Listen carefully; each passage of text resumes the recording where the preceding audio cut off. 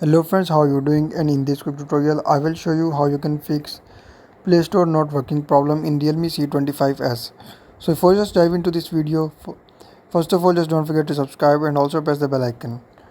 So if your Play Store is not working on C25s, just follow every single step as I'm showing you in this video and hope so this will fix your problem.